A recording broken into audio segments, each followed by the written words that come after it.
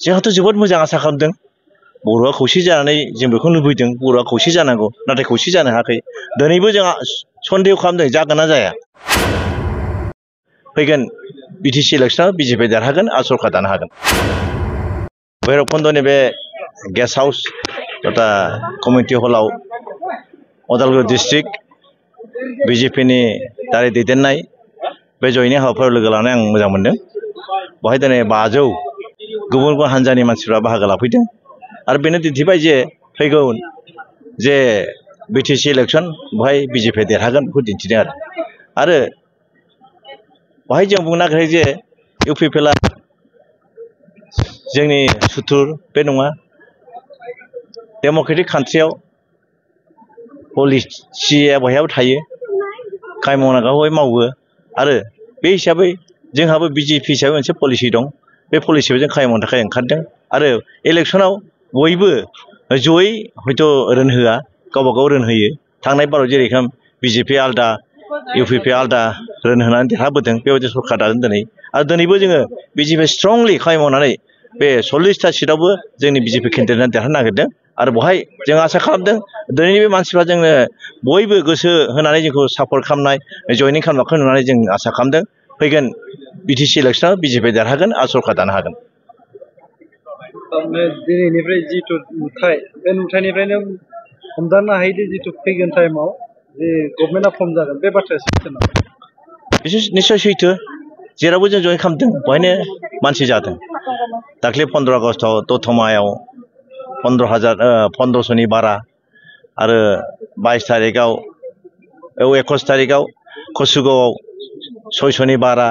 आरो बिदिनो गुबुन गुबुन जायगायाव जागासिनो आरो दिनैबो 500नि बारा बेवहाय गोबां मानसियानो जयेन खालामबाय बेवहाय बर'ल' नङा गुबुन गुबुन हारिनि मानसिफ्रा जयेन खालामदों बिजेपिखौ मोजां मोननानै आरो बेनो प्रमान खालामदों जे फैगोन समाव बिजेपिनि सरकारा जों दानो हागोन बेखौ आसा खालामदों दिनैसिमबो इउपिपिएल आरो बिजेपि गावस्रायाखै एलायन्सआव दं होनना बुंदों नाथाय नोंथाङा दिनै जोंनि सिगांनिफ्रायनो माने इउपिपिएल आरो बिजेपिनि गावस्रानाय बाथ्राखौ बुंबाय जोंहाथ' बे जेनेबा नैबे बिटिसि जे आगोलाव जे एलायन्स दं बे एलायन्सआ इलेक्सनसिम थागोन नाथाय इलेक्सनाव जों आलदा खरि गेलेगोन मानोना गोदोबो इलेक्सननि उनावसो पस्ट इलेक्सनसो एलायन्स जादों प्रि इलेक्सन एलायन्स जायाखै एबारबो बिदिनो पस्ट इलेक्सन जों एलायन्स जानो हागौ हयथ' बिजेपिबो जानो हागौ इउपिपिएलबो जानो हागौ बा सोरबा जानो हागौ जों बेखौ दिनै बुंस'नो हाया गोजौनिफ्राय जोंखौ जे निर्देश होयो जों बिदिनो मावगोन जुदि बिपिएफ आरो इउपिपिएलआ जुदि थारैनो जुदि खौसे जामारोब्ला नोंथांमोननि माबाया माबायदि जागोन जोंहाथ' जोबोद मोजां आसा खालामदों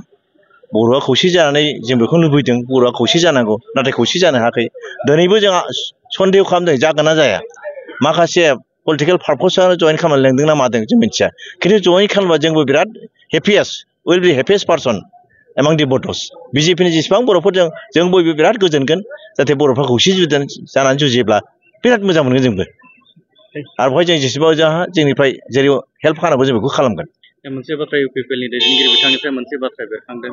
नोंथाङा गावनि खामानिखौ मावफुंनो हायाखै जायनि थाखाय गावनि बस सिएम माने चिफखौ नोंथाङा बेबायदि बाथ्रा बुंदों आंनि खामानि मावनांगौआथ' जेबो गैया आंनो मावनो जेबो होनाय जायाखै